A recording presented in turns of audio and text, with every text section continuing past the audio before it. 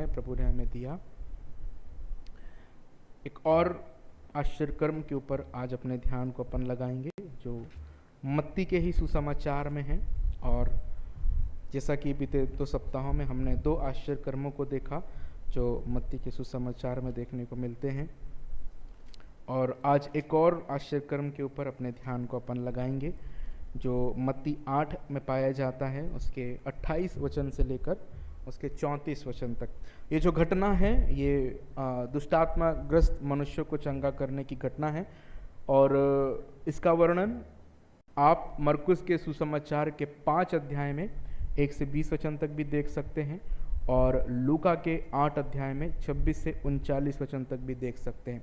तो यहाँ पर इस भाग में आप लोग बहुत शॉर्ट में इस घटना को पाओगे, लेकिन अगर आप मरकुस के सुसमाचार से इस घटना को पढ़ते हैं तो वहाँ पे मरकुस ने बड़ी विस्तृत तरीके से इस घटना का वर्णन अपने सुसमाचार में किया है, जहाँ पर हम भली भांति रीति से इस घटना को अच्छे से समझ सकते हैं। आज कुछ बातें हैं जो इस घटना में हम लोग देखेंगे और जो हमारे लिए बहुत ज़रूरी है, और प्रभु का वचन हमें क्या सिखाता है आज इस घटना के माध्यम से हम लोग समझने पाएंगे। आइए इस घटना को पहले पढ़ते हैं मत्ती के सुसमाचार से। लिखा हुआ है मत्ती 8 और उसके 28 से 34 वचन में। जब वह उस पार गदरेनियों के देश में पहुंचा तो 2 मनुष्य जिनमें दुष्टात्माएं थी कब्रों से निकलते हुए उसे मिले। वे इतने प्रचंड थे कि कोई उस मार्ग से जा नहीं सकता था। उन्होंने चिल्लाकर कहा, हे परमेश्वर के पुत्र, हमारा तुझसे क्या काम? क्या तू समय से पहले हमें दुख देने आया है? उसने कुछ दूर बहुत से सुअरों का एक झुंड चर रहा था। दुष्टात्माओं ने उससे यह कहकर विनती की, यदि तू हमें निकालता है तो सुअरों के झुंड में भेज दे। उसने उनसे कहा, जाओ। और वे निकलकर सुअरों में बैठ गई, और देखो सारा झुंड कड़ारे पर से झपट कर पानी में जा पड़ा और डूब मरा। उनके चरवाहे भागे और नगर में जाकर ये सब बातें और जिनमें दुष्टात्माएं थी उनका सारा हाल कह सुनाया। तब सारे नगर के लोग यीशु से भेंट करने को निकल आए और उसे देखकर विनती की कि हमारी सीमा से बाहर चला जा।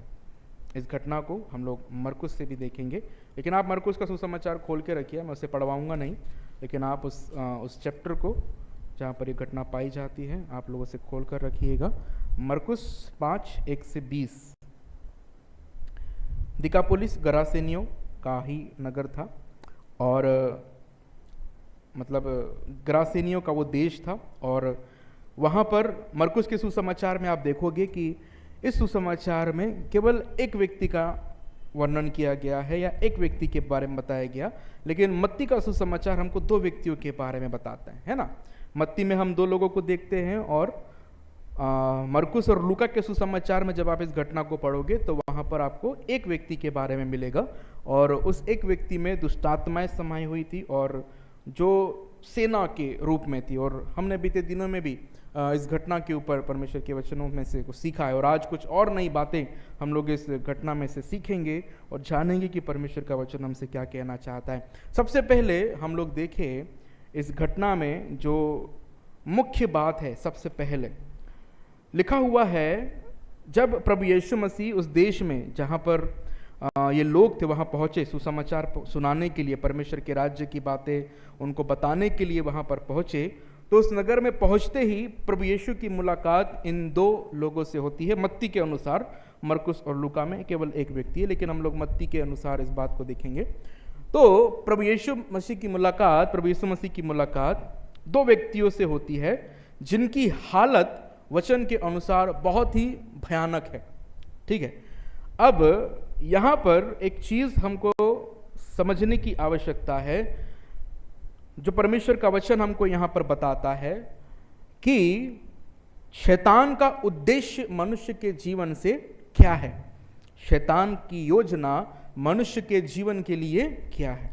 अगर आप यूहन्ना के सुसमाचार और उसके 10 अध्याय और उसके 10 वचन को अगर आप पढ़ोगे तो वहां पर लिखा हुआ है कि शैतान क्या करने, चोरी करने और नाश करने के लिए आता है। यहां पर प्रभु यीशु मसीह ने उसकी योजना को बताया, उसके उद्देश्य को बताया कि शैतान का मुख्य उद्देश्य मनुष्य के जीवन से है क्या, शैतान मनुष्य के जीवन में चाहता क्या है। लिखा हुआ है कि चोर किसी और काम के लिए नहीं परंतु केवल चोरी करने और घात करने और नष्ट करने को आता है। अब ये चोरी के बारे में या चोर के बारे में प्रभु यीशु मसीह किसकी ओर इशारा कर रहे हैं, शैतान की ओर। और यहां पर प्रभु यीशु मसीह क्या कहते हैं कि चोर किसी और काम के लिए नहीं आता। अगर चोर किसी घर में जाएगा तो वो किसी और काम के लिए उस घर में नहीं जाएगा सिवाय किसके, चोरी करने, घात करने और नष्ट करने के लिए। ये उसके उद्देश्य होते हैं और शैतान का भी यही उद्देश्य है मनुष्य के जीवन से। ठीक है, मनुष्य की आत्माओं को चोरी करना, मतलब जो लोग उद्धार के रास्ते पर चल रहे हैं, जो लोग जीवन की ओर बढ़ रहे हैं, जो लोग परमेश्वर के राज्य में अपने प्रवेश करने वाले हैं, उन सब लोगों की आत्माओं को क्या करना, नुकसान पहुंचाना, उन्हें घात करना या उनको नष्ट करने की योजना किसकी है, शैतान की है। और ऐसा ही कुछ काम यहां पर शैतान ने किया इन दो लोगों के जीवन में। आप देखिए कि शैतान ने इन दो लोगों की हालत कैसी बना दी थी। लिखा हुआ है कि जब प्रभु यीशु मसीह उस देश में पहुंचे तो वहां पर दो मनुष्य थे और लिखा हुआ है कि जिनमें दुष्टात्माएं थी। अब दुष्टात्मा नहीं थी लेकिन दुष्टात्माएं थी, मतलब उनकी संख्या अधिक थी।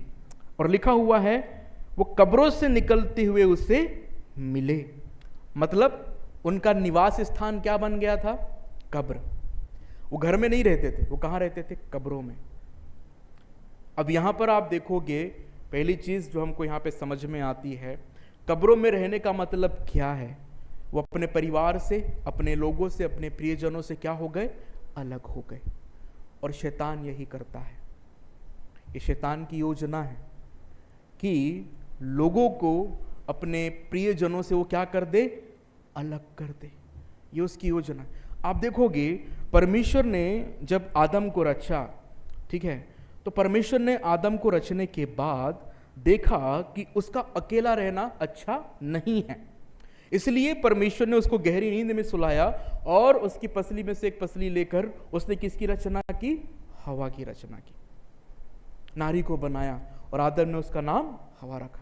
और वचन में लिखा हुआ है उत्पत्ति की पुस्तक में कि परमेश्वर ने उन दोनों को क्या दी, आशीष दी। मतलब पहला विवाह, पहले परिवार की स्थापना किसके द्वारा की गई, परमेश्वर के द्वारा। ठीक है, और उस परिवार का निर्माण एक तरीके से हम कह सकते हैं कि उस परिवार की नींव या उस परिवार का निर्माण जो आरंभिक परिवार था, जो शुरुआत का जो पहला परिवार था, उस परिवार को बनाने वाला कौन था, परमेश्वर। और प्रभु परमेश्वर ने वहां पर कहा कि फूलो फलो और पृथ्वी पर क्या हो जाओ, भर जाओ।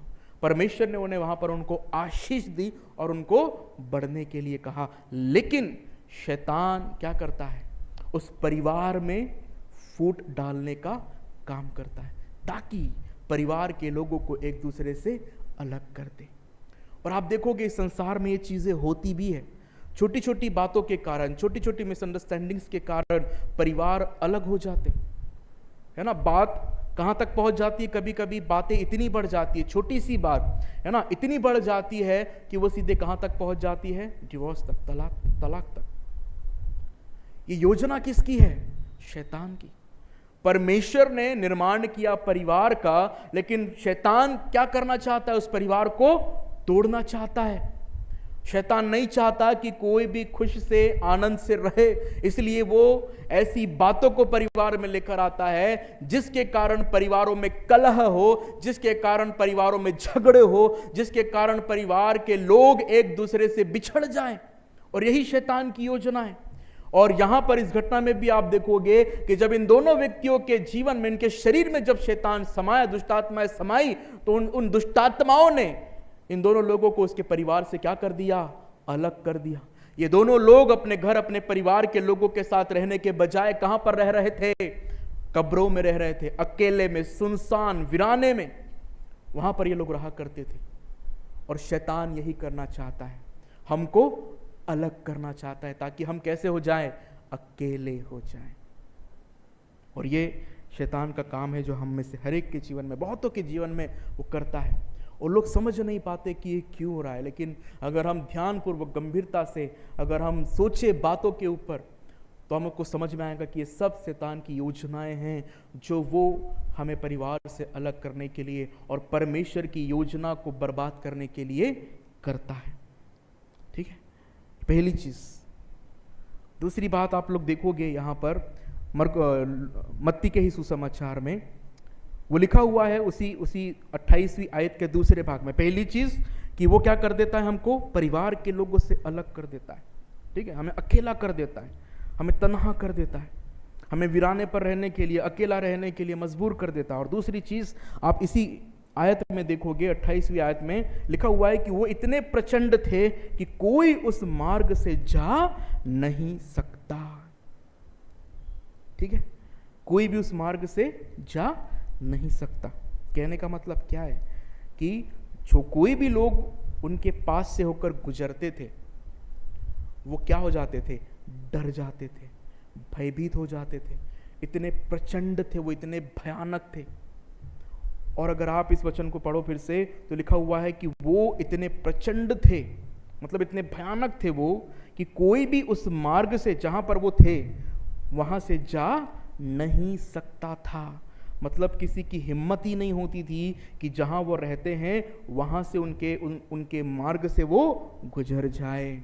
मतलब मतलब शैतान ने उन लोगों को ऐसा बना दिया था कि उनके प्रति लोगों के मन में भी क्या समा गया, भय समा गया। एक तरीके से हम लोग ये समझ सकते हैं कि उनका जो नेचर या उनकी जो प्रकृति कैसी हो गई, लोगों को नुकसान पहुंचाने वाली। और शैतान यही करता है, वो हमारे द्वारा ऐसे काम करवाता है, ऐसी बातें करवाता है जिससे लोगों को नुकसान पहुंचे। और ये काम यहाँ पर शैतान ने किया।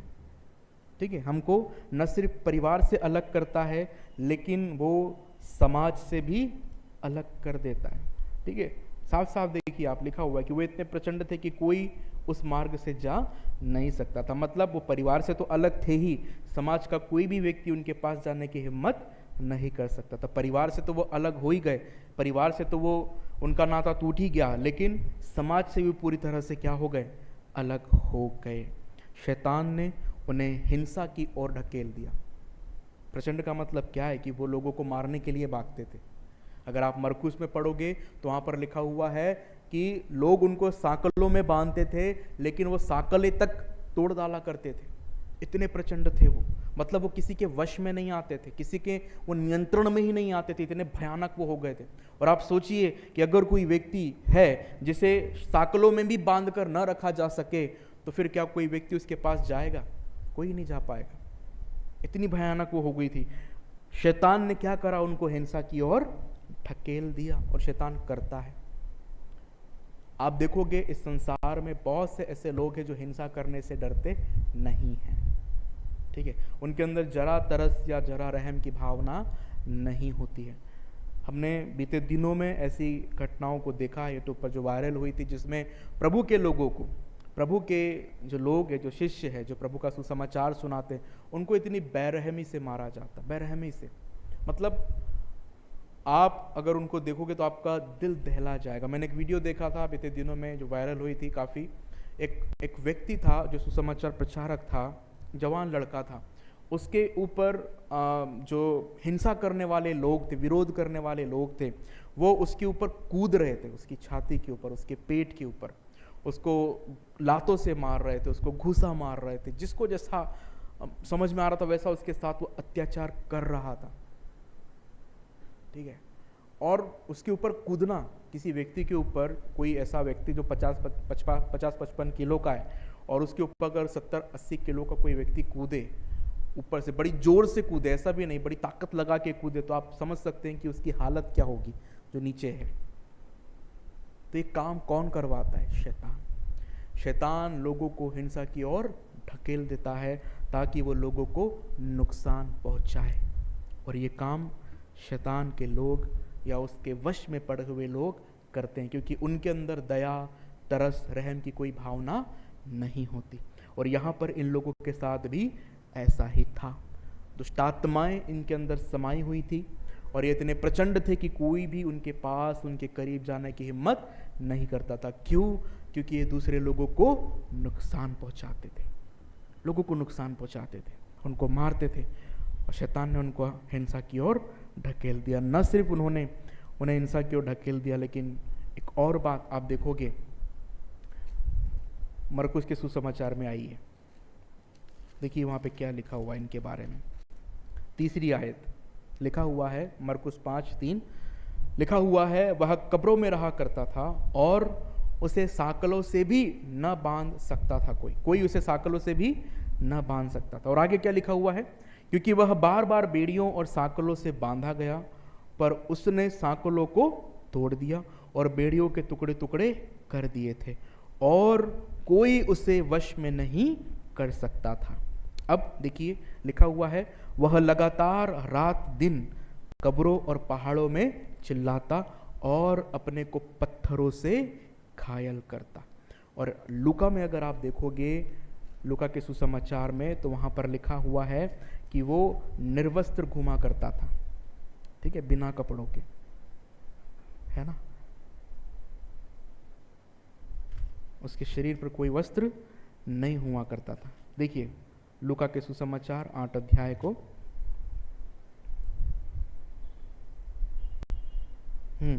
वह बहुत दिनों से ना कपड़े पहनता था और ना घर में रहता था, वरन कहाँ रहता था? कब्रों में। ठीक है, अब यहाँ पर आप देखिए तीसरी दुर्दशा जो शैतान के द्वारा या उसकी सेना के द्वारा उन व्यक्तियों की गई, उस व्यक्ति की गई। क्या लिखा हुआ है कि वो अपने आप को क्या कर लिया करता था? पत्थरों से घायल कर लिया करता था। और लिखा हुआ है लूका के सुसमाचार में कि वो बहुत दिनों से कपड़े न पहनता था, मतलब उसके शरीर पर वस्त्र नहीं थे। अचेत अवस्था में शैतान की सेना ने उसको कर दिया। अचेत अवस्था मतलब क्या है? कोई भी सेंस नहीं होना, उसको सेंस नहीं है कि उसके शरीर पर कपड़े हैं या नहीं है।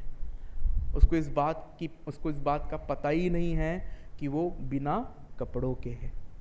और न सिर्फ उसकी ये चेतना जा चुकी थी कि उसके शरीर के ऊपर कपड़े नहीं हैं, लेकिन एक और चीज़ वहाँ पर हम लोग देखते हैं कि वो दुष्टात्माएं उससे क्या करवाती थी? अपने आप को ही घायल करवाती थी। मतलब ऐसी उसकी हालत कर दी थी कि दूसरे लोग उसको नुकसान नहीं पहुंचाते थे, वो खुद ही अपने आप को पत्थरों से मारकर अपने आप को क्या कर लेता था? घायल कर लेता था। एक तरीके से हम ये कह सकते हैं यहाँ पर इन वचनों के आधार पर कि अंधकार की शक्तियों ने या शैतान की सेना ने उसके जीवन में से सोचने और समझने की शक्ति को पूरी तरह से क्या कर दिया? मिटा दिया, नष्ट कर दिया, ताकि वो अपने आपे में न रह सके, वो कुछ भी सोच विचार न कर सके। वो नहीं समझ सक रहा था कि उसके साथ क्या हो रहा है, वो नहीं समझ सक रहा था कि उसके शरीर के ऊपर कपड़े हैं या नहीं है, वो नहीं समझ पा रहा था कि वो अपने ही आप को पत्थरों से घायल कर रहा है। और शैतान ऐसा ही करता है, वो हमें, हमारे विवेक को, हमारी चेतना को, हमारे सोचने समझने की शक्ति को क्या कर देता है? नष्ट करना चाहता है, ताकि हम कोई भी सही डिसीजन, कोई भी सही फैसला अपनी जिंदगी में ना ले सके। और ये शैतान का काम है। आप देखोगे ऐसे बहुत से लोग हैं, बहुत से उदाहरण आपको इस संसार में देखने को मिलेंगे, जहाँ पर लोगों के गलत फैसले, लोगों के गलत निर्णय उन्हीं के नुकसान का कारण बनते, उन्हीं के नुकसान का। दूसरों का नुकसान नहीं होता, उसमें नुकसान उन्हीं का होता है, क्योंकि उनकी सोचने समझने की शक्ति को कौन नियंत्रण में रखता है? अंधकार की शक्तियाँ, शैतान, वो अपने नियंत्रण में रखती है। और सही दिशा में बढ़ने से रोकने के लिए या सही काम करने से उनको क्या करती है? वो रोकती है। उनकी चेतना को, उनके विवेक को पूरी तरह से वो भंग कर देती है, नष्ट कर देती है। और यही काम शैतान का मनुष्य के जीवन में होता है। और वो इन सब कामों के कारण या इन सब कामों के द्वारा वो मनुष्य के जीवन को पूरी तरह से क्या कर देता है? बर्बाद, नष्ट और तबाह कर देता है। और जैसा कि यूहन्ना 10 उसके 10 वचन में अपन ने देखा कि चोर केवल चोरी करने, घात करने और क्या करने आता है? नष्ट करने। इससे भी कई और ज़्यादा भयानक तरीके हैं जिससे शैतान मनुष्य के जीवन को, उसके परिवार को, उसके घराने को पूरी तरह से नष्ट कर देता है। अब जो लोग सच्चाई को नहीं जानते, जो लोग परमेश्वर प्रभु यीशु मसीह को नहीं जानते, वो सब इसके वश में पड़े हुए हैं। उसके बारे में अगर आप अपन आगे देखेंगे। लेकिन देखिए एक और चीज़ जो हमको यहाँ पे समझ में आती है, ये तो मनुष्य के जीवन में शैतान की सेना के काम हो गए, लेकिन बाइबल हमको यहाँ पर यह भी बताती है कि इस घटना में, जब आप इस घटना को पढ़ते हैं तो बाइबल हमको यह भी बताती है कि जब प्रभु यीशु मसीह उस व्यक्ति के पास आए जिसके अंदर दुष्टात्माएं थी, जिनके अंदर दुष्टात्माएं समाई हुई थी, मरकुस और लूका के अनुसार जिनके अंदर सेना समाई हुई थी, जब प्रभु यीशु मसीह उस नगर में आए तो लिखा हुआ है कि वो व्यक्ति, मत्ती के अनुसार वो दो व्यक्ति चिल्लाते हुए किसके पास आए? प्रभु यीशु मसीह के पास आए, चिल्लाते हुए। लेकिन क्या चिल्लाते हुए वो आए? लिखा हुआ है कि हे परमेश्वर के पुत्र, हमारा तुझसे क्या काम। अब यहां पर आप इन दुष्टात्माओं के द्वारा कहे गए शब्दों को देखिए। पहली बात वो क्या कहते हैं कि हे परमेश्वर के पुत्र। इसका मतलब यह है कि वो दुष्टात्माएं जानती है प्रभु यीशु मसीह को कि ये परमेश्वर के द्वारा उसका भेजा गया और उसका चुना हुआ कौन है? पुत्र है, ये उसकी संतान है, ये उसका पुत्र है। और इसलिए वो कहते हुए आती है, चिल्लाते हुए कि हे परमेश्वर के पुत्र, हमारा तुझसे क्या काम। और दूसरी बात वहां पर क्या कहते हैं वो दुष्टात्माएं? लिखा हुआ है, क्या तू समय से पहले हमें दुख देने यहां आया है। ये लाइन मेरे को बहुत अच्छी लगती है उनकी, जो यहां पर उन लोगों ने कही, दुष्टात्माओं ने। पहली बात तो ये कि वो जानती है कि प्रभु यीशु मसीह परमेश्वर का पुत्र है, वो जानती है इस बात को, वो इस बात से अनजान नहीं है कि यीशु कौन है। इस संसार में जो लोग यीशु के साथ थे, जो लोग यीशु के आजू बाजू थे, हजारों लोग जो लोग थे, उनमें से बहुत से लोग नहीं जानते थे, विश्वास नहीं करते थे कि यीशु परमेश्वर का पुत्र है। लेकिन दुष्टात्मा इस बात को जानती है कि यीशु परमेश्वर का पुत्र है, वो इस बात को जानती है और स्वीकार करती है कि यही परमेश्वर का पुत्र है, इसको मानती है कि वो परमेश्वर का पुत्र है। लेकिन उसके बाद वो एक और बात जानती है जो इस घटना में हमको देखने को मिलती है, और दूसरी बात यह है कि वो अपनी नियति को भी जानती है। नियति मतलब क्या है? कि वो अपने अंत के बारे में भी अच्छी तरह से जानती है कि उनका अंत क्या होने वाला है। इसलिए तो वो कहती है कि हे परमेश्वर के पुत्र, हमारा तुझसे क्या काम, क्या तू समय से पहले हमें दुख देने आया है। समय से पहले। अब यहां पर वो क्या बात कहती है कि तू समय से पहले हमें दुख क्यों देने आया है। मतलब उनको पता है कि हमारा एक समय है जिसमें हम क्या हो जाएंगे, हमेशा हमेशा के लिए अंधकार में और उस नरक की आग में डाल दिए जाएंगे। अगर आप मरकुस में देखेंगे 5 अध्याय के 7 वचन में तो लिखा हुआ है, वो ऊंचे शब्द से चिल्लाते हुए प्रभु यीशु मसीह के पास आता है और कहता है कि हे यीशु परम प्रधान परमेश्वर के पुत्र, मुझे तुझसे क्या काम, मैं तुझे परमेश्वर की शपथ देता हूं कि मुझे पीड़ा न दे। और लूका में देखिए क्या लिखा हुआ है, लूका के सुसमाचार में इन्हीं बात को जो इस दुष्टात्मा ग्रसित व्यक्ति ने प्रभु यीशु मसीह से कहा। वो कहता है, हे परम प्रधान परमेश्वर के पुत्र यीशु, मुझे तुझसे क्या काम, मैं तुझसे विनती करता हूं मुझे पीड़ा ना दे। वो जानता था कि यीशु ही है जो हमको क्या करेगा, हमारा क्या करेगा, न्याय करेगा। यीशु ही है जो हमें हमेशा हमेशा के लिए नरक की आग में डालेगा। लेकिन वो यहाँ पर प्रभु यीशु मसीह से विनती करती है कि तू समय से पहले हमको दुख न दे। क्या तू समय से पहले हमको दुख देने आया है?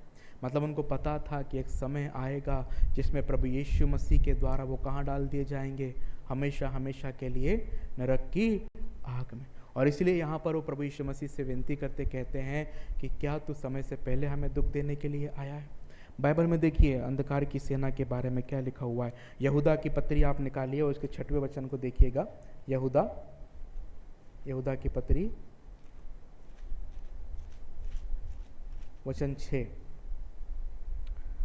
लिखा हुआ है, फिर जिन स्वर्गदूतों ने अपने पद को स्थिर न रखा, ये शैतान की सेना के विषय में है। फिर जिन स्वर्गदूतों ने अपने पद को स्थिर न रखा वरन अपने निज निवास को छोड़ दिया, उसने उनको भी उस भीषण दिन के न्याय के लिए अंधकार में, जो सदा काल के लिए है, बंधनों में रखा। और एक और वचन पढ़िएगा, प्रकाशित वाक्य की पुस्तक और उसका 12 अध्याय और उसका 12 वचन लिखा हुआ है। प्रकाशित 12 के 12 में, इस कारण है स्वर्गों और उनमें रहने वाले मगन हो, हे पृथ्वी और समुद्र तुम पर हाय, क्योंकि शैतान बड़े क्रोध के साथ तुम्हारे पास उतर आया है, क्योंकि जानता है कि उसका थोड़ा ही समय और बाकी है। थोड़ा ही और समय उसका बाकी है। शैतान इस बात को जानता है कि उसका न्याय होगा। शैतान की सेनाएं इस बात को जानती है कि आने वाले समय में जब प्रभु परमेश्वर अपने राज्य को लेकर इस संसार पे आएंगे तो वो उसके सारे काम को क्या करेगा? नष्ट करेगा। न सिर्फ उसके सारे काम को प्रभु यीशु मसीह नष्ट करेंगे, लेकिन शैतान और उसकी सेना को भी यीशु क्या करेगा? नष्ट करेगा और उन्हें कहाँ डालेगा? हमेशा हमेशा के लिए नरक की आग में। शैतान और उसकी सेनाएं अपनी नियति को अच्छे से जानती है और उनको पता है कि उनके साथ क्या होने वाला है, उनके साथ क्या होगा, इसके बारे में वो अनजान नहीं है। उनको पता है कि उनकी स्थिति आने वाले दिनों में क्या होगी, उनकी नियति क्या होगी, उनका गंतव्य कहाँ होगा। इन सब बातों के बारे में उनको अच्छी तरह से पता है और इसलिए वो प्रभु से कहते हैं कि क्या तू समय से पहले हमको दुख देने आया है, समय से पहले। अब यहाँ पर हम लोग देखें एक महत्वपूर्ण बात जो परमेश्वर का वचन हमको यहाँ पर देखने को सिखाना चाहता है। वो दुष्ट आत्माएं जो प्रभु यीशु मसीह के सामने आती है, हम जानते हैं कि हमारे प्रभु यीशु मसीह का अधिकार सारी सृष्टि पर है, ठीक है, लेकिन हमारे प्रभु यीशु मसीह का अधिकार शैतान और उसकी सेना के ऊपर भी है। और ये बातें हमको सुसमाचारों में जब हम लोग प्रभु यीशु मसीह की सेवकाई को पढ़ते हैं तो वहाँ पर यह बात हमें स्पष्ट हो जाती है कि न सिर्फ इस ब्रह्मांड पर, न सिर्फ इस संसार की हर एक वस्तु पर, लेकिन शैतान के ऊपर भी, उसकी सेना के ऊपर भी हमारे प्रभु यीशु मसीह का अधिकार है। और शैतान का यीशु के ऊपर कोई भी अधिकार नहीं है, ठीक है। शैतान कभी भी यीशु को कोई आज्ञा नहीं दे सकता क्योंकि शैतान के पास ये अधिकार नहीं है। लेकिन यीशु मसीह का अधिकार किसके पास है? यीशु मसीह के पास जो अधिकार है वो अधिकार सब लोगों के ऊपर, सब व्यक्तियों के ऊपर, सब वस्तुओं के ऊपर और यहाँ तक कि अंधकार की सेना के ऊपर भी वो अधिकार लागू होता है। और यहाँ पर हम लोग देखते हैं कि प्रभु यीशु मसीह सिर्फ अकेले थे और अगर आप लूका के सुसमाचार से पढ़ोगे तो वहां पर लिखा हुआ है कि उस व्यक्ति के अंदर सेना समाई हुई थी, मतलब दुष्टात्माओं की सेना से भरा हुआ व्यक्ति वहां पर प्रभु यीशु मसीह के पास आता है। लेकिन जैसे ही प्रभु यीशु मसीह वहां पर आता है तो वो सब सेनाएं प्रभु यीशु मसीह से क्या करने लगती है? विनती करने लगती है, गुजारिश करने लगती है कि तू हमें पीड़ा न दे। क्यों? क्योंकि वो जानते थे कि यीशु का अधिकार हमारे ऊपर है और ये जो चाहे हमारे साथ कर सकता है, जो चाहे वो कर सकता है। वो यीशु को अपने नियंत्रण में नहीं रख सकती थी, लेकिन यीशु उन्हें अपने नियंत्रण में रख सकता था और रखता है, आज भी रखता है। और इसलिए आप देखोगे आज भी यीशु मसीह के नाम से बहुत से आश्चर्य कर्म होते हैं। आज भी आप देखोगे ऐसी बहुत सी गवाहियां आपको सुनने को मिलेगी जिसमें यीशु मसीह के नाम से लोगों के अंदर से दुष्ट आत्माएं निकाली जाती है।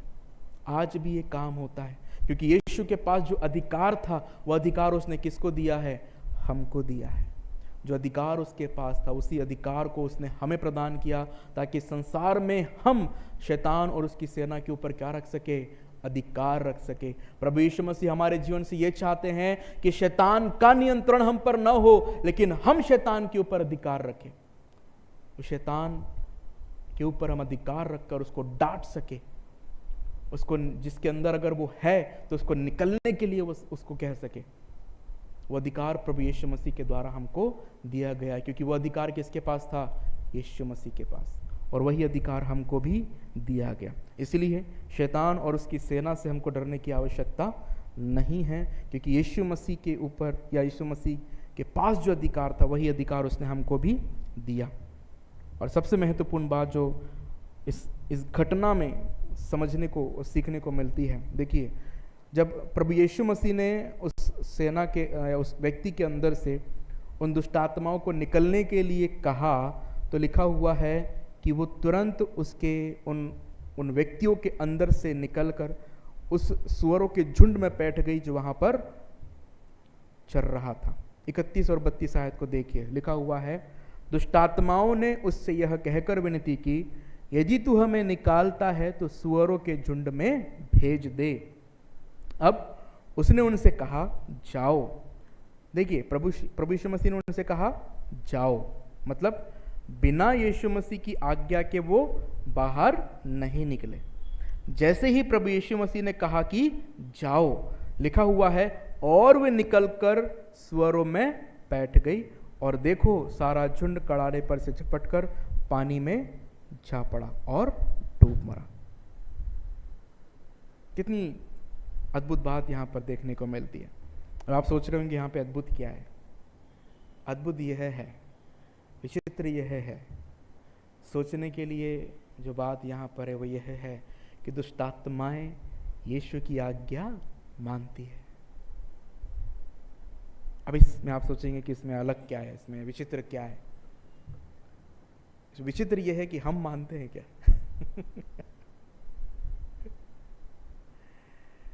यह विचित्र है। यीशु ने सिर्फ कहा जाओ, और उन्होंने देरी नहीं करी, इंतजार नहीं किया, सोचा नहीं।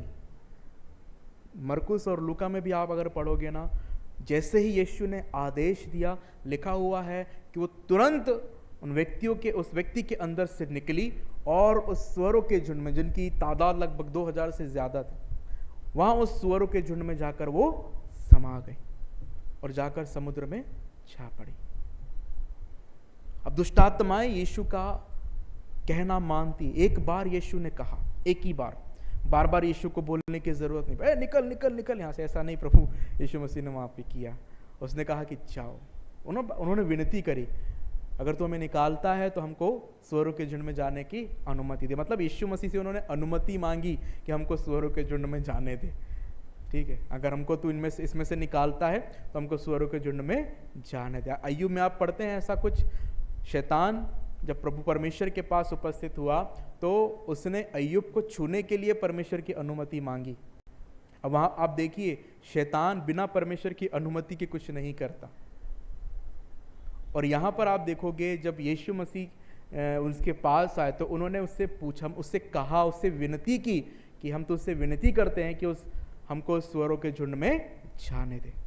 हम तो उससे विनती करते हैं, अगर तुमको इसमें से निकालता है तो हमको इस झुंड में जाने दे। प्रभु ने कहा कि जाओ, और वो चले गए, देरी नहीं करी। और यहाँ पर हम हैं कि प्रभु की आज्ञाओं का पालन करने में 100 बार सोचते कि करें कि ना करें, करेंगे तो क्या होगा, नहीं करेंगे तो क्या होगा। नहीं करेंगे तो परिणाम हमको मालूम है, लेकिन करेंगे उसके परिणाम हम नहीं जानते। इसलिए आप देखोगे, अगर मनुष्य से ज़्यादा, मनुष्य और शैतान की तुलना अगर की जाए ना आज्ञाकारिता के संबंध में, तो वहाँ पर शैतान आगे जाएगा क्योंकि वो यीशु की कहना मानता है, एक ही बार में मानता है।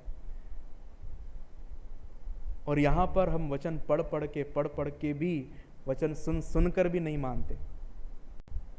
कितनी बार हम वचनों को सुनते हैं, कितनी बार हम वचनों को पढ़ते हैं, लेकिन फिर भी हम वो नहीं करते जो प्रभु ने हमसे करने के लिए कहा है, हम नहीं करते। लेकिन यहाँ पर हम दुष्टात्माओं को देखें कि यीशु ने सिर्फ कहा कि जाओ, और वो उनके अंदर से निकल गए। ऐसी आज्ञाकारिता शैतान की बजाय हमारे जीवन में होना चाहिए कि जो प्रभु ने कहा, अगर उसने एक बार कहा कि तुम्हें ये करना है, तो हम उसको करने के लिए तुरंत और तत्पर तैयार हो जाएंगे। नहीं, प्रभु ने कहा है। दुष्टात्माएं और शैतान प्रभु यीशु मसीह के पास जो अधिकार था ना, उसको जानते, अच्छी तरीके से जानते थे, और इसलिए वो डरते थे यीशु मसीह से। आप जहाँ कहीं भी यीशु मसीह के यीशु मसीह के जीवन में दुष्टात्मा ग्रसित व्यक्तियों की घटनाओं को पढ़ोगे ना, आप यही पाओगे, जहाँ कहीं भी कोई भी व्यक्ति जो भी दुष्टात्मा से ग्रसित है वो यीशु मसीह के पास आता था ना, वो यीशु मसीह के पास आकर थर थर कांपने लगता था, भयभीत हो जाता था, क्योंकि उनको मालूम है कि ये परमेश्वर का पुत्र है। उनको मालूम है कि यही वो व्यक्ति है जिसको हमें नरक में डालने का अधिकार है। और वो यीशु मसीह के पास आकर थर थर कांपते थे, घबराते थे। और इसीलिए जैसा जो बात प्रभु यीशु मसीह उनसे कहते थे, अगर प्रभु यीशु मसीह ने उनसे कहा कि निकल जाओ, तो वो देरी नहीं करते, तुरंत निकल जाते थे, क्योंकि उनको मालूम है यीशु परमेश्वर का पुत्र है। उनको मालूम है कि इसके पास अधिकार है कि ये हमको नरक में डालेगा, और इसलिए वो उसका कहना मानते थे। क्या यही भय जो उन दुष्टात्माओं के अंदर है, क्या ऐसा भय हमारे अंदर है क्या? हमको तो ये बात पता है कि जो उसकी आज्ञाओं का पालन नहीं करेंगे, जो उसके भय में नहीं रहेंगे, वो कहाँ जाएंगे, उनकी नियति क्या होगी, ये बात हमको भी अच्छी तरह से पता है। हमको पता है कि अगर हमने प्रभु का भय नहीं माना, अगर हमने प्रभु की आज्ञाओं का पालन नहीं किया, तो यीशु मसीह के पास वो अधिकार है कि वह उस अधिकार से हमें कहाँ डाल दे, हमेशा हमेशा के लिए नरक की आग में। वचन में हम साफ पढ़ते हैं कि दुष्टात्माएं भी जानती है कि दुष्टात्माएं भी यीशु पर विश्वास करती है और थर थर कांपती है। इस वचन को हम लोग अच्छी तरह से जानते, पढ़ते, समझते हैं, लेकिन क्या इससे हम कुछ सीखते हैं क्या अपने जीवन के लिए? अरे वो तो थर थर कांपती है, वो तो डरती है, लेकिन क्या ऐसा भय प्रभु का हमारे अंदर है जिसमें हम प्रभु से इस बात के लिए डरे कि अगर हमने उसकी इच्छा के अनुसार अपना जीवन नहीं जिया तो वो हमें हमेशा हमेशा के लिए नरक की आग में डाल देगा। शैतान की नियति पक्की है, उसकी सेना की नियति पक्की है, लेकिन हमारी नियति हमारे हाथ में है। हमारी नियति हमारे हाथ में है। शैतान का तो परमेश्वर ने पहले से ही निर्धारित करके रखा है कि उसका क्या होगा, लेकिन हमारा निर्धारण हमारे कामों के अनुसार होगा। हम कैसे जीते हैं?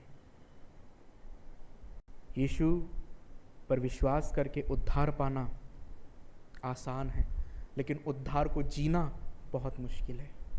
प्रतिदिन अपने उद्धार में जीना ये बहुत मुश्किल है। बहुत से लोग उद्धार पाते हैं, लेकिन बहुत से लोग उद्धार जी नहीं पाते। हमारे लिए ज़रूरी है उद्धार पाना और उद्धार में जीना, ये बहुत ज़रूरी है। शैतान का उद्धार नहीं हो सकता, भले कितनी आज्ञा माने उसकी नियति पक्की है, लेकिन यदि हम उसकी आज्ञाओं का पालन करेंगे ना, तो हमारे लिए एक जगह है जो बहुत सुंदर है, जो प्रभु ने हमारे लिए तैयार करके रखी है। वहाँ हम जाएंगे यदि हम उसकी आज्ञाओं का पालन करेंगे तो, उसका कहना मानेंगे तो। और जैसा प्रभु कहते हैं, हर कोई उसके राज्य में प्रवेश नहीं करेगा जो मुझसे है प्रभु कहते हैं, लेकिन उसके राज्य में वही प्रवेश करेंगे जो उसकी इच्छा के अनुसार चलते। क्या हम प्रभु का भय मान के उसकी आज्ञाओं का पालन करते हैं? ये ज़रूरी है। शैतान आज्ञाओं का पालन करते हैं, क्या हम करते हैं क्या? उनकी तो नियति निश्चित है, लेकिन हमारी नियति हमारे हाथ में है। अगर हम उसके ऊपर विश्वास करते, उसकी आज्ञाओं को मानते हैं,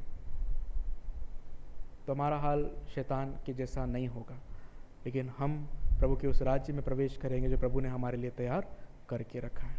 लेकिन अगर हम जानते हैं यीशु को, हम ये भी जानते हैं कि वो परमेश्वर का पुत्र है, हम ये भी जानते हैं कि वो न्याय करने का अधिकार रखता है, लेकिन इसके बाद भी यदि हम अपना मन नहीं फिराते हैं, इसके बाद भी यदि हम अपने कामों से नहीं फिरते हैं, इसके बाद भी यदि हम दुष्टता करना नहीं छोड़ते हैं, इसके बाद भी यदि हम अपने जीवन में, अपने स्वभाव, अपने व्यवहार में परिवर्तन नहीं लेकर आते हैं, तो हमारी भी नियति वही होगी जो शैतान और उसकी सेना की है। चुनाव हमारे हाथ में, और उसी चुनाव के आधार पर हमारा न्याय होगा कि हम क्या चुनते हैं, हम क्या चुनते हैं। आखिरी बात बता के समाप्त करूंगा। देखिए, बाइबल में यहाँ पर जो आखिरी भाग है इस घटना का, ये बहुत ही दुखदायक है। क्यों दुखदायक है? क्योंकि उद्धारकर्ता कहाँ आया था? खुद चलकर उनके नगर में आया था, गदरेनियों के नगर में। उस देश में उद्धारकर्ता खुद आया था। उसको बुलाया नहीं गया, उसको आमंत्रित नहीं किया गया, उसको बोला नहीं गया कि तू आ और हमें सुसमाचार सुना। वो खुद उस देश में गया ताकि वहाँ के लोग भी सुसमाचार सुनकर उद्धार को प्राप्त करें। लेकिन जब उन लोगों ने ये देखा कि उनका नुकसान हुआ है, उन सुअरों को, जिन सुअरों से उनका हो सकता है गुजारा चलता हो, जो सुअरें हो सकता है कि उनकी संपत्ति के रूप में हो, जब उन्होंने ये देखा कि वो सुअरें जो हमारी हुआ करती थी, वो सुअरें यीशु मसीह ने आज्ञा दी और सुअरों में, और सुअरें क्या हो गई, झील में जा गिरी, समुद्र में जा पड़ी। तो यहां पर उन लोगों ने दोषी किसको माना, दोषी किसको ठहराया, यीशु मसीह को। लेकिन क्या यीशु मसीह ने उन सुअरों को या उन सुअर के झुंड को झील में जाने के लिए कहा था? नहीं, यीशु ने सिर्फ ये कहा था कि जाओ और उन सुअरों में बैठ जाओ, बस यीशु मसीह ने कहा था। लेकिन उसके बाद का जो काम है किसने किया? शैतान ने। शैतान की सेना जब उस झुंड में समाई, तब उस झुंड में जो सेनाएं समाई हुई थी वो जाकर कहाँ गिरी? पानी में, और सब के सब डूबकर मर गए। यीशु मसीह ने तो सिर्फ उसके अंदर से उन दुष्टात्माओं को निकालकर सुअरों में बैठा दिया, ठीक है। लेकिन शैतान की सेना ने क्या किया? उन सुअरों को ले जाकर पानी में डुबा मारा। अब उन्होंने, जो वहाँ के लोग थे, जब यीशु मसीह के इस काम की चर्चा लोगों तक पहुंची तो लिखा हुआ है कि वे लोग प्रभु यीशु मसीह से मिलने के लिए निकल आए। अब वो आनंदित और खुश होकर प्रभु यीशु मसीह से मिलने के लिए नहीं आए कि अरे यीशु मसीह ने उन व्यक्तियों को चंगा कर दिया जिनके अंदर दुष्टात्माएं समाई हुई थी, अरे वो तो किसी के वश में नहीं आते थे, अरे वो तो साकलों में भी बांधे नहीं जा सकते थे, वो तो अपने आप को कब्रों में रखा करते थे, निर्वस्त्र घुमा करते थे, अपने आप को घायल किया करते थे, ऐसे वो लोग थे। और देखो यीशु ने आकर, यीशु नाम एक व्यक्ति ने आकर उन व्यक्तियों को चंगा कर दिया, ठीक कर दिया। वो ये बात देखने के लिए नहीं आए। जब ये खबर उन लोगों को पहुंची कि यीशु मसीह ने उन व्यक्तियों को चंगा किया और उनकी सुअरें जाकर नदी में जा मरी है, तो वो आकर यीशु से क्या विनती करने लगे? प्रभु यीशु मसीह से कहने लगे कि हमारी देश की सीमा से बाहर चला जा। 34वीं आयत में क्या लिखा हुआ है? तब सारे नगर के लोग यीशु से भेंट करने को निकल आए और उसे देखकर विनती की कि हमारी सीमा से बाहर चला जा। उनके लिए जरूरी कौन था, यीशु मसीह या सुअर? सुअर। उद्धारकर्ता उनके नगर, उनके देश में आया, उनको सुसमाचार सुनाने, परमेश्वर के राज्य के बारे में बताने के लिए। लेकिन वो लोग क्या करते हैं? यीशु से उल्टा विनती करते कि तू यहाँ से चला जा, तेरा हमारे यहाँ पे कोई भी काम नहीं, क्योंकि उनको उद्धारकर्ता से ज्यादा क्या जरूरी था? सुअर। उनको सुअरें ज्यादा जरूरी थी। और आज भी आप देखोगे लोगों की प्रायोरिटी, लोगों की प्राथमिकता यीशु मसीह से ज्यादा कुछ और है, कुछ और। आज बहुत सी जगह पे यीशु से ज्यादा पैसे को महत्व दिया जाता है। हमको यीशु नहीं चाहिए, हमको पैसा चाहिए। और हमको यीशु भी इसलिए चाहिए क्योंकि वो पैसा देगा। ऐसे भी लोग हैं सोचने वाले। क्योंकि हमको उद्धार से कोई मतलब नहीं है, हमको मतलब है सिर्फ पैसे से, हमको मतलब है सिर्फ संपत्ति से, और कुछ चीज़ से नहीं। ये क्यों होता है पता है? क्योंकि शैतान लोगों को धोखा देता है, उसका काम ही भरमाने का है। और जो लोग यीशु मसीह को नहीं जानते, जो लोग सच्चे उद्धारकर्ता को नहीं पहचानते, उन लोगों की आंखों के ऊपर शैतान ने पट्टी बांध कर रखा हुआ है। अगर आप कुरिन्थियों की दूसरी पत्री और उसके 4 अध्याय के 4 वचन को पढ़ोगे तो वहाँ पे लिखा हुआ है कि शैतान ने हमारी आंखों को, लोगों की आंखों को क्या कर दिया? अंधा कर दिया, ताकि वो सत्य को न जान सके। सुसमाचार का प्रकाश उनकी आंखों तक, उनके पास तक न पहुंच सके। लिखा हुआ है, और उन अविश्वासियों के लिए जिनकी बुद्धि इस संसार के ईश्वर ने क्या कर दी? अंधी कर दी, ताकि मसीह जो परमेश्वर का प्रतिरूप है, उसके तेजोमय सुसमाचार का प्रकाश उन पर न चमके।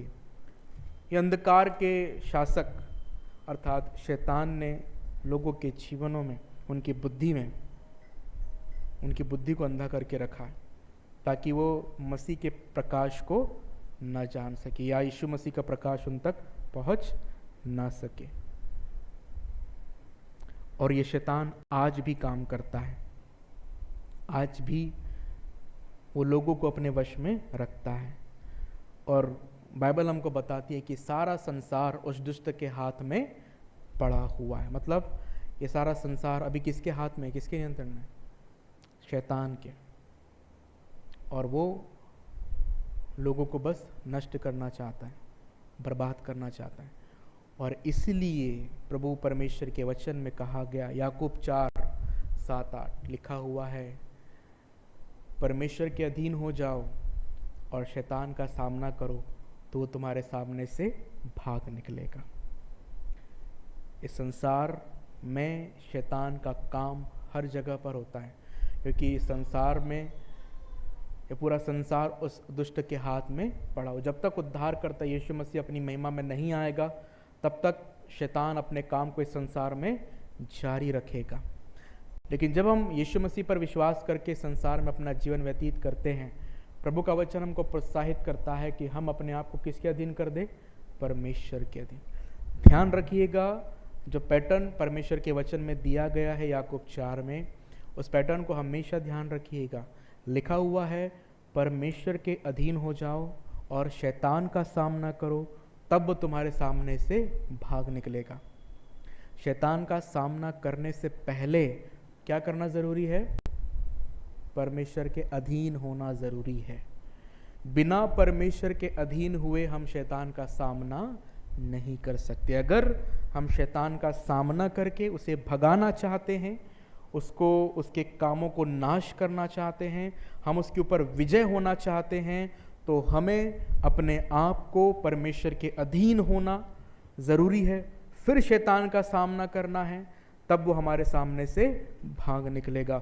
और फिर लिखा हुआ है, परमेश्वर के निकट आओ तो वो भी तुम्हारे निकट आएगा। हे पापियों, अपने हाथ शुद्ध करो और हे दुचित्ती लोगों, अपने हृदय को पवित्र करो। ये ज़रूरी है। बिना पवित्रता के, बिना शुद्धता के हम परमेश्वर के करीब नहीं आ सकते। इसलिए याकूब कहता है, परमेश्वर के निकट आओ, लेकिन कैसे? अपने हाथ शुद्ध करके, अपने हृदय को पवित्र करके परमेश्वर के निकट आओ और उसके अधीन हो जाओ, तब शैतान का सामना करेंगे तो हमारे सामने से भाग निकलेगा। ये शैतान की योजनाएं हमारे जीवन को बर्बाद करने की, हमें नष्ट करने की, हमें तबाह करने की है। लेकिन हम इस बात को जानें कि यीशु मसीह का अधिकार शैतान के ऊपर है। हम पर शैतान का अधिकार ना हो, ठीक है, हमारे ऊपर शैतान का नियंत्रण ना हो। इसके लिए हमें परमेश्वर के अधीन होना जरूरी है, तब ही हम शैतान के ऊपर अपना नियंत्रण रख पाएंगे। यदि हम परमेश्वर के अधीन नहीं होंगे तो शैतान हम पर अपना नियंत्रण रखेगा। और फिर हम जानते ही, अगर शैतान का नियंत्रण हम पर है तो फिर वो बस बर्बादी और बर्बादी ही लेकर आता है। इसलिए हम अपने आप को प्रभु के अधीन कर दें और शैतान का सामना करें, तब वो हमारे सामने से भाग निकलेगा। मतलब उसका कोई भी दाव हम पर नहीं चलेगा, उसकी कोई भी योजना हमारे ऊपर सफल नहीं होगी, उसका कोई भी नियंत्रण हमारे ऊपर नहीं रहेगा। आइए अपनी आंखों को बंद करेंगे, प्रार्थना करेंगे। Thank you Jesus. पवित्र पवित्र परमेश्वर, धन्यवाद धन्यवाद धन्यवाद के साथ आपके चरणों में आते हैं जीवित वचनों के लिए जो आपने अपनी आत्मा की अगुवाई में होकर हमें दिया। हम आपका धन्यवाद करते हैं, आपके प्रेम के लिए, आपके भलाइयों के लिए, आपके अद्भुत आश्चर्य कर्मों के लिए हम आपका धन्यवाद करते हैं। धन्यवाद देना चाहते हैं इन वचनों के लिए जो आपने अपनी आत्मा की अगुवाई में होकर हमें सिखाए। सच में खुदाबंद, आपके वचन में हमने सीखा कि शैतान हमें बस नाश करना चाहता है, हमें बर्बाद करना चाहता है, लेकिन तू हमें जीवन देने आया और बहुतायत का जीवन देने आया। इसलिए हम प्रार्थना करते हैं खुदावंद कि हम अपने आप को आपके अधीन कर दें, शैतान के नियंत्रण में न रहे, उसका कोई भी काम हमारे जीवन में सफल ना हो, उसकी कोई भी योजना हमारे जीवन में काम ना करे। लेकिन प्रभु, हम अपने आप को अधीन करें, हम आपके करीब आए। पवित्र वचन में लिखा है कि यदि हम आपके करीब आते हैं तो आप हमारे करीब आएंगे। हमारे हाथों को शुद्ध करने के लिए, हृदय को पवित्र करने के लिए तो हमारी सहायता कर, ताकि पिता हम आपके निकट रहें, आपके अधीन रहें और शैतान का सामना करें और उसे अपने सामने से भगा दें, क्योंकि वो हारा हुआ है और आपने उस पर हमें अधिकार दिया है ताकि हम उसे नाश करें। हम प्रभु उसको भगाएं, उसकी योजनाओं को नाश करें, उसकी युक्तियों को नाश करें। वो अधिकार तूने हमें दिया और उस अधिकार को काम में लाने के लिए हमारी सहायता मदद कर, ताकि हम आपके अधीन होकर आपके उस दिए हुए अधिकार से शैतान को डांट सके और उसकी योजनाओं को विफल कर सके। हम प्रार्थना करते राज्य, धन्यवाद करते हैं दुआ से।